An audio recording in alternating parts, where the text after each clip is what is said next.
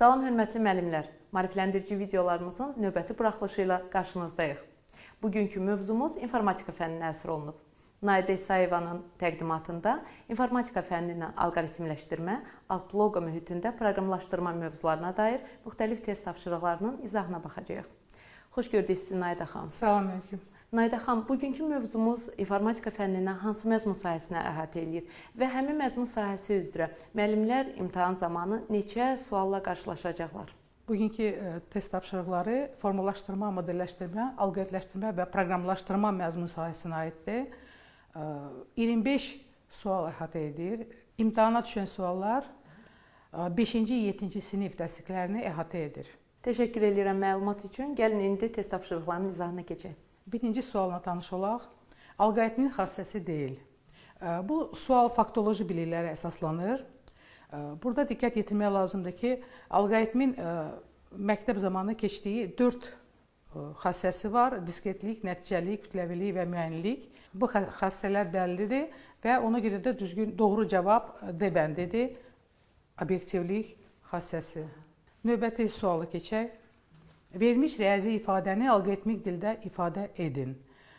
Bizə 2 kəsrin cəmi verilir və onları alqoritmik dildə ifadə etmək lazımdır. Nəyi bilmək lazımdır burada? Alqoritmik dildə kəsr bir sıra üzrə yazılır. İkinci, bütün gizli əməllər, yəni vurma əməli mütləq göstərilməlidir. Məsələn, 2 y göstərilməlidir, 2 vurulsun y. Ardıcıllıq düzgün təyin etmək üçün mötərizələr də yerində qoyulmalıdır. A bəndində misal üçün burada vurma işarəsi göstərilməyib. B bəndində ardıcıllıq düzgün təyin olunmayıb. C bəndində görə bilərsiniz ki, hamısı düzgündür. Deməli, C bəndində doğru cavabdır. D bəndində isə burada da mötərizələr düzgün qoyulmayıb. Y bəndində də mötərizələr yoxdur. Deməli, doğru cavab C bəndidir. Növbəti suala keçək. Alqoritmin icrası nəticəsində T dəyişəni hansı son qiymət alacaq? Burada yenə bizə ardıcıl komanda verilir. Nəzərə almaq lazımdır ki, riyaziyyatda və informatikada dəyişənlərin fərqli mənaları var. İnformatikada dəyişən faktiki yaddaşda olan bir sahədir, hər bir dəyişən. Ona görə də dəyişənlər, əgər biz yazırıq, misal üçün A bərabərdir A plus 2, o deməkdir ki, A adında yaddaşda olan dəyişənin qiyməti 2 vahid artırılır və yenə həmin xanaya yazılır. Ona görə də burada T dəyişənin qiymətini tapmaq üçün biz əvvəlcə A-nın qiymətini ikinci sətirdə olan ifadəyə, sağ tərəfdə olan ifadəyə yerinə qoyuruq. B-nin qiymətini hesablayırıq. Sonra B-nin qiymətini A-nın qiyməti ilə 3-cü sırada ifadəyə yerləşdirib T-nin qiymətini tapırıq. Sonra B-nin qiyməti isə burada 4-cü sətirdə yazılıb 12. O deməkdir ki, B-nin əvvəlki qiyməti pozulur və yeni qiymət yazılır. Yəni artıq B-nin qiyməti 12 oldu.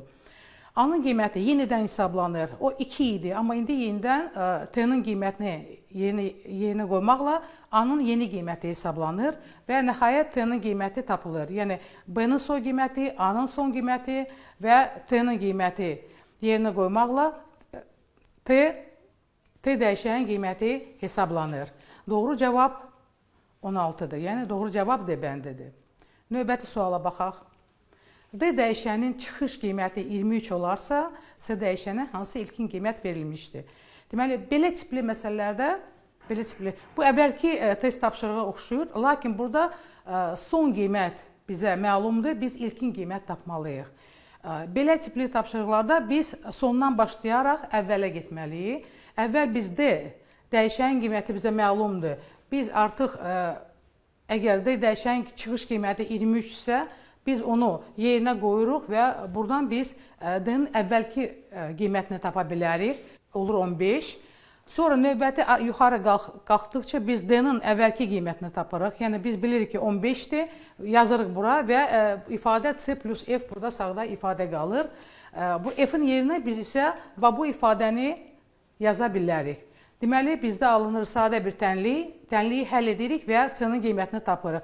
Bu C-nin qiyməti isə, bax, burada duran, birinci sətirdə duran sol tərəfdə C-nin qiymətidir. İlkin qiymətini tapmaq üçün yenə kiçik bir sadə tənliyi həll edirik və C-nin qiymətini hesablayırıq. Doğru cavab B bəndidir. Növbəti tapşırığa baxaq. Hansı növ alqoritmə aiddir? Uyğunluğu müəyyən edin. Deməli, -5 parçasında d bərabərdir 0,5 addımla y bərabərdir 6x kvadrat çıx 3x plus 4 funksiyanın hesablanması.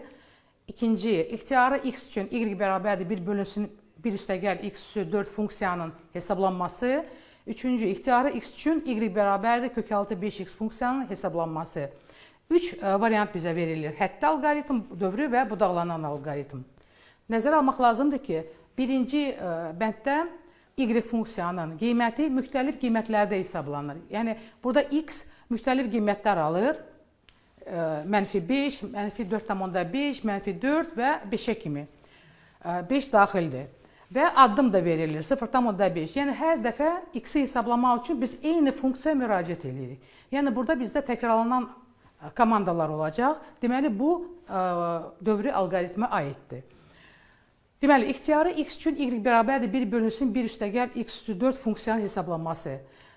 Burada biz təyin oblasına baxsaq, görə bilərik ki, burada heç bir problem yoxdur. Yəni, məxrəcdə heç vaxt 0 ola bilməz. Ona görə ki, bizdə x həmişə müsbətdir. Müsbətdir ya da 0-a bərabər ola bilər. Ona görə ki, bu funksiyanın hesablanması üçün biz adi ifadə yazırıq və hesablayırıq. Bu, həddi alqoritmdir. Və üçüncü bənddə verilmiş funksiya y bərabərdir kök altı 5x. Burada mütləq kök altı altında 5x mütləq qeyri-mənfi olmamalıdır. Onu biz mütləq yoxlamalıyıq alqoritmdə və biz bilirik ki, əgər alqoritmdə şərt varsa, deməli, bu budaqlanan alqoritmdir. Biz burada yoxlayırıq. Deməli, üçüncü bənd də budaqlanan alqoritmə aiddir. Ona görə də düzgün cavab B bəndidir. Keçək növbəti suala. Aşağıdakı funksiyanın qiymətinin hesablanması üçün blok sxem qurduqda şərt blokundan, yəni romb blokundan ən azı neçə dəfə istifadə olunmalıdır?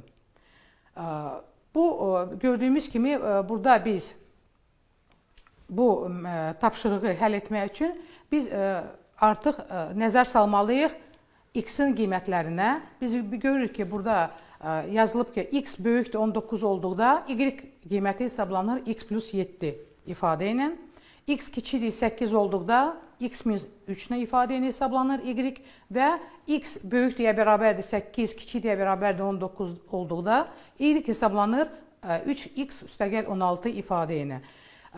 Biz birinci blokdan başlayırıq, x böyükdür 19 və hər budağı ilə gedəndə biz həmin bu ifadəni yazırıq. İkinci, əgər yox biz deyiriksə, deməli, yox hissəsində artıq 19-dan kiçikdir ya bərabərdir olan bütün x-in qiymətləri bura aiddir. Bizə bir blokda lazımdır ki, biz qeyd eləyək onu.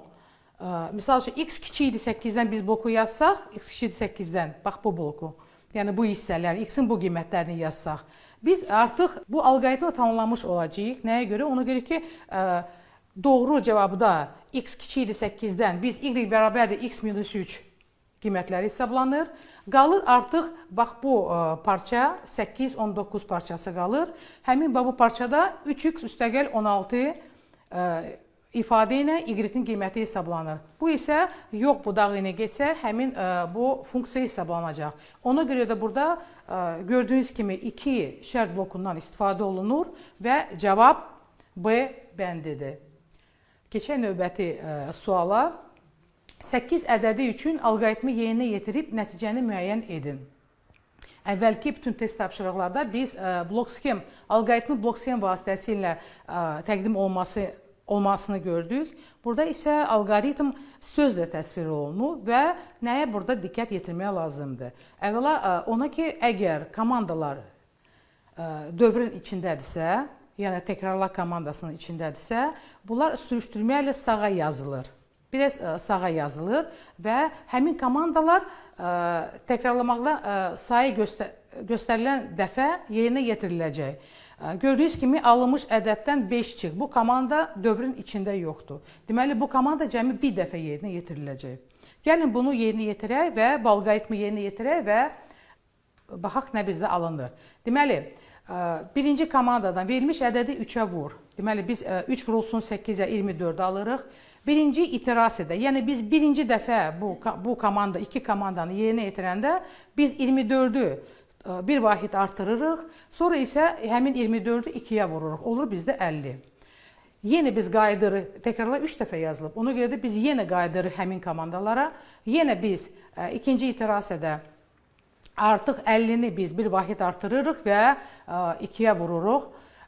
Üçüncü iterasiyada, 3 dəfə yazılıb baxı. Üçüncü iterasiyada biz 102-ni artıq bir vahid artırırıq və 2-yə vururuq, olur 206. Bununla biz həmin dövrü tamamlayırıq və dövrdən çıxırıq. Dövrdən çıxandan sonra alınmış ədəddən 5 çıx.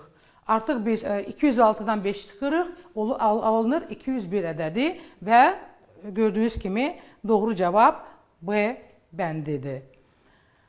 Növbəti suala keçək. Alqoritmdə dövrün gövdəsi neçə dəfə təkrarlanacaq? Bu sual dövr alqoritmə aiddir və burada nəyə nəzər salmaq lazımdır? Əvvəla onu qeyd edeyim ki, son şərtli dövrlər var və ön şərtli dövrlər var. Bizim təqdim olmuş alqoritmdə burada son şərtli dövrdür. Əvvəl komandalar yerinə yetirilir, yəni dövrün gövdəsi gəlir, sonra isə şərt yoxlanılır. Gəlin baxaq bizdə burada necə biz bu alqoritmi yerinə yetirəcəyik.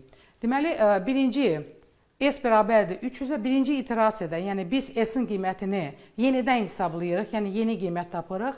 300 bölünsün 5-ə olur 60. 60-ı yoxlayırıq.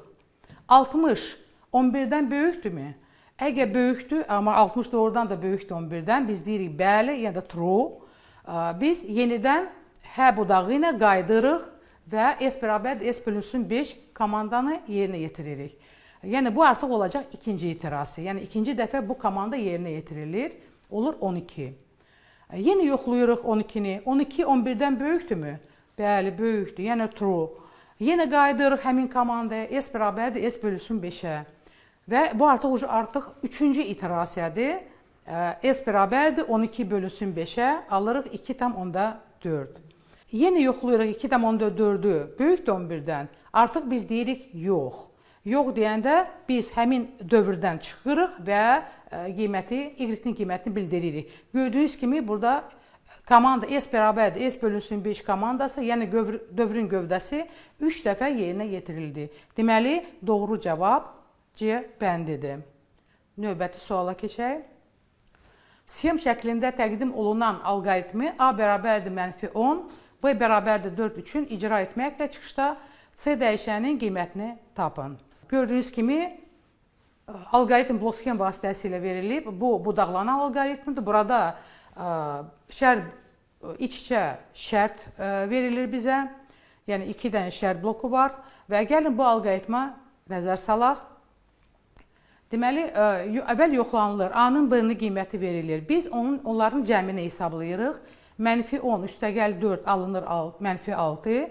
-6-nı 0-dan müqayisə edirik. -6 əlbəttə ki 0-dan böyük deyil. Ona görə biz yox budağı ilə gedirik və növbəti şərt blokuna gəlib çıxırıq. Burada biz artıq B-ni biz 2-yə bölürük və onun qalığını hesablayırıq. Mod o deməkdir ki, yəni tam bölmədə qalığın hesablanmasıdır. Bu o deməkdir ki, soruşulur, qalıq 0-dırmı? Yəni 4-ü biz bölürük 2-yə və alırıq, əlbəttə ki 0-dır. Qalıq bizdə 4-ü 2-yə böləndə 0 olacaq. Ona görə biz hə deyirik. Hə deyəndə isə biz keçirik növbəti sağ budağı ilə düşürük aşağı və burada görürük ki, bizdə 2 hesablama bloku var. C-nin qiyməti hesablanır. Birinci hesablama blokunda biz C-nin qiymətini -70 alırıq. İkinci isə hesablama blokunda C-nin qiymətini -42 alırıq və bundan sonra biz C-nin qiymətini bildiririk və çıxırıq. Ona görə də doğru cavab D bəndidir. Növbəti test tapşırığına tanış olaq.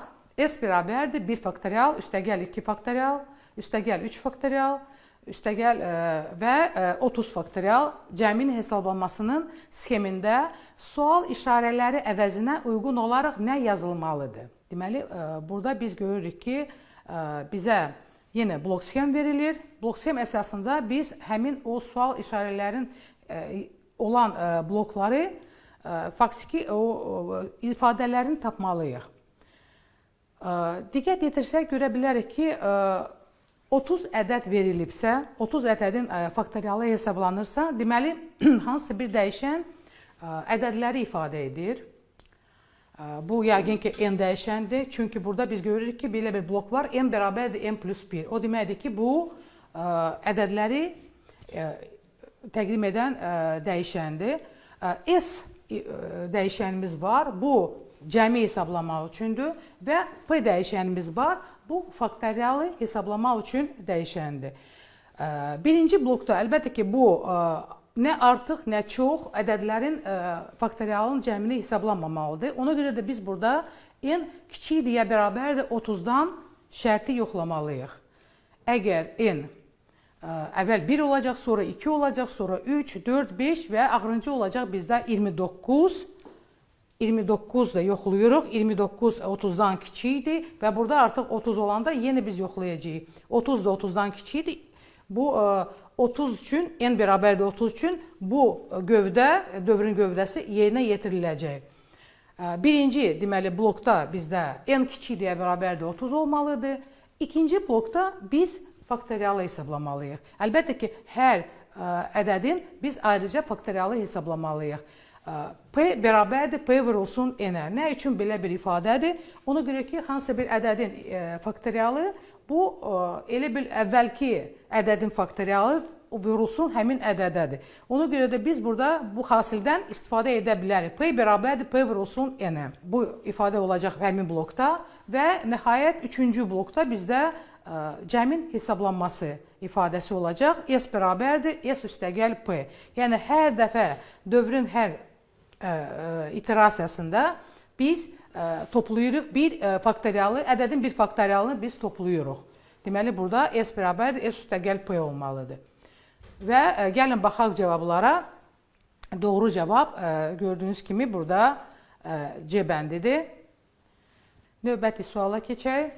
Sual işarəsi olan bloklarda nə yazılmalıdır? Yenə bizə funksiya verilir. Funksiya şərtdən asılı olaraq 3 cür hesablanır. Yəni, y 12-dən kiçik olduqda bizdə funksiya y üstəgəl a vurulsun b hesablanır.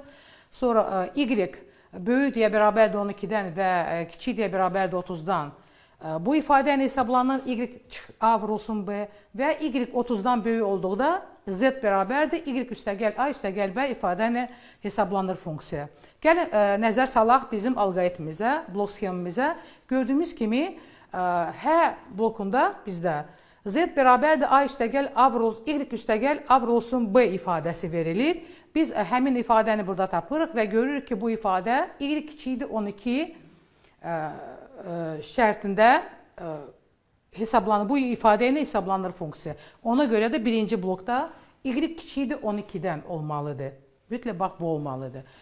Yenə nəzər salsaq biz H bloku ilə gedən zaman burada z bərabərdir y üstəgəl a üstəgəl b ifadəsi verilir.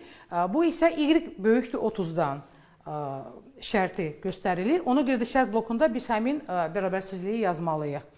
Və bununla da doğru cavab Y bəndidir. Növbəti test sualına keçək. Verilmiş blok sxeminin təyinatını müəyyən edin.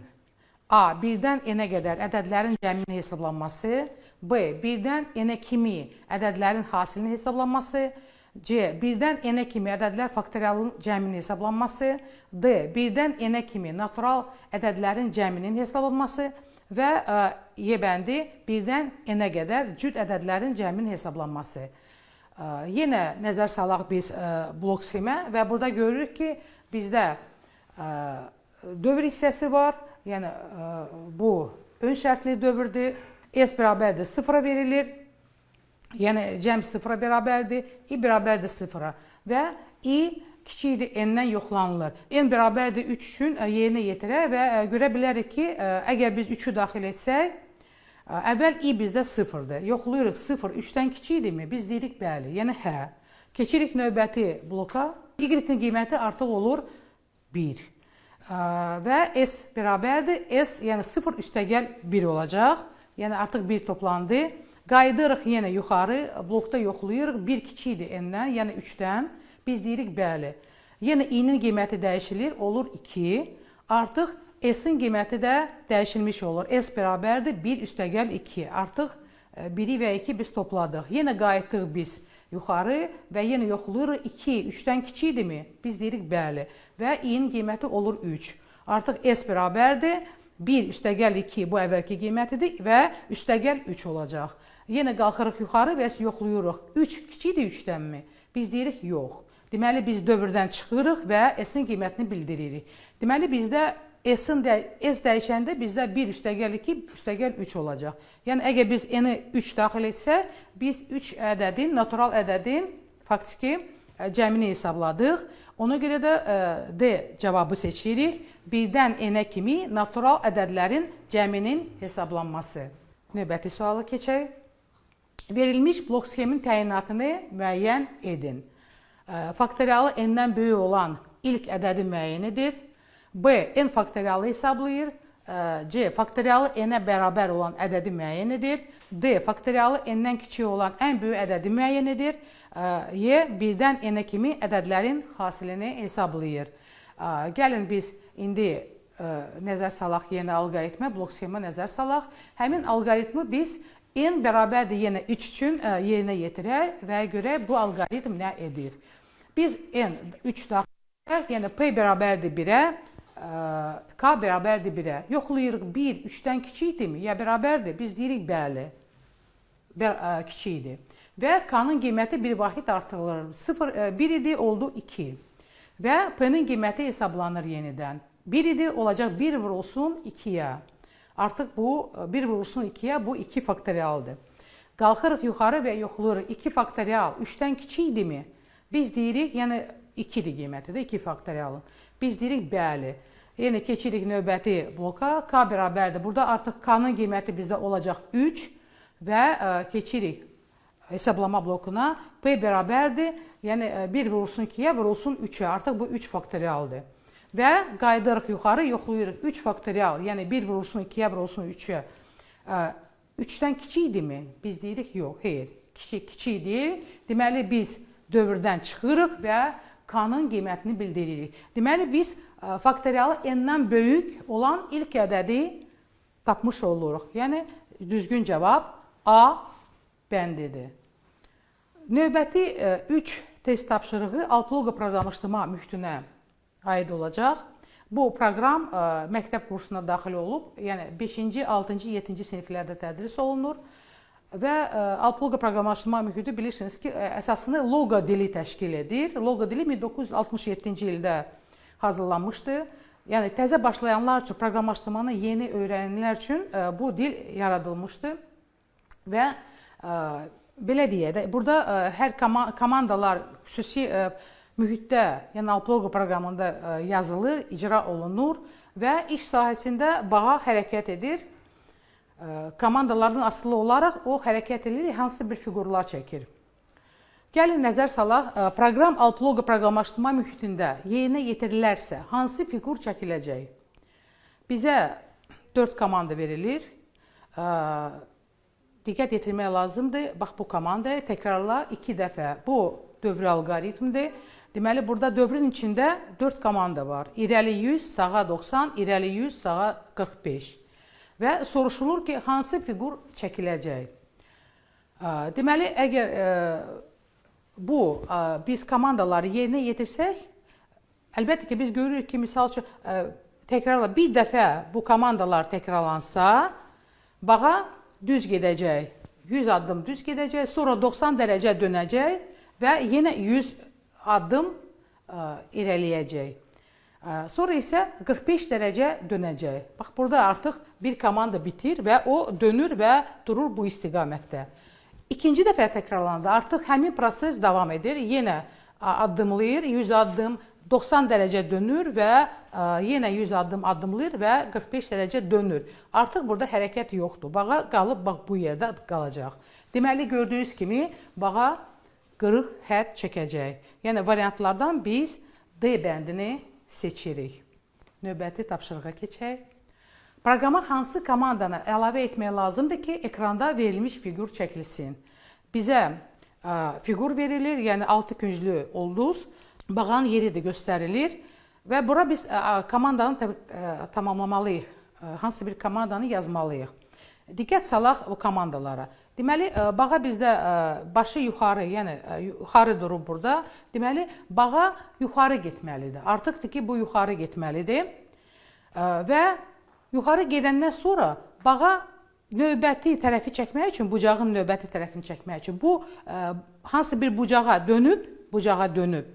Bucaq isə 30 dərəcədir. 180-i biz 6-ya bölürük. 30 dərəcəyə dönüb bu geri qayıtmalıdır. Deməli, növbəti komanda geri olmalıdır. Yəni 6 dəfə təkrarlanmalıdır komandalar. Yəni bu 6 bucaqlıdır, künclüdür, ulduz. Yəni artıq bu komanda Y bəndi biz yığışdırırıq bu düz doğru cavablardan. Deməli, irəli 100, tutaq ki, irəli 100 getdi. Ondan sonra bu bizim bağamız dönməlidir sağa 30 dərəcə,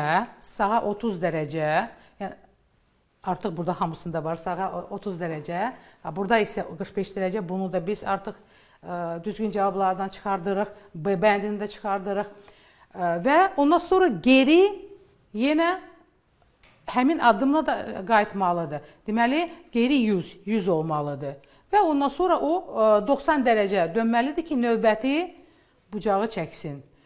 Ona görə də düzgün cavabı gəlin seçək, A bəndindədir, doğru cavab. Təkrarla 6 dəfə, irəli 100, sağa 30, geri 100, yəni qabağa yox, arxaya gedir və sonra sola 90 dərəcə və bu pozisiyada duranda bağa yeni təkrarlanır, yeni komandalar yenidən təkrarlanır, yəni bu növbəti bucağı çəkir. Deməli, variant doğru cavab A bəndindədir. Və növbəti test tapşırığı proqram icra olunarsa bağa hansı fiqur çəkəcək? Yenə bizə təkrarlanan komanda var burada. Təkrarla 3 dəfə. Mötərizənin içində isə bizdə alt proqram da verilib. SS adında alt proqram. Alt proqram yəni ayrıca yazılıb və onun içində gəlin baxaq komandalarına. Sola 60, irəli 40. Deməli, alt proqramda bizə 2 komanda yazılıb. Bağa 60 dərəcə sola dönür və irəli 40 addım gedir. Əgər bu həmin alt proqramın komandalarını biz təkrarla komandalarının içinə daxil etsə, biz görə bilərik ki, sağa 60, sola 60. Deməli, bağa faktiki bucağı dəyişmir. Yəni, əvvəl sağa dönür, sonra isə yenə sola dönür eyni bucağa və faktiki eyni istiqamətdə qalır və irəliləyəcək, 40 addım irəliləyəcək. Nə qədər? Burada təkrarla 3 dəfə yazılıb. Deməli, bu 120 addım qabağa gedəcək. Deməli, doğru cavab B bəndindədir. Bağa faktiki düz xətt parçasını çəkəcək. Bununla da biz test tapşırıqları hamısına baxdıq, bitirdik.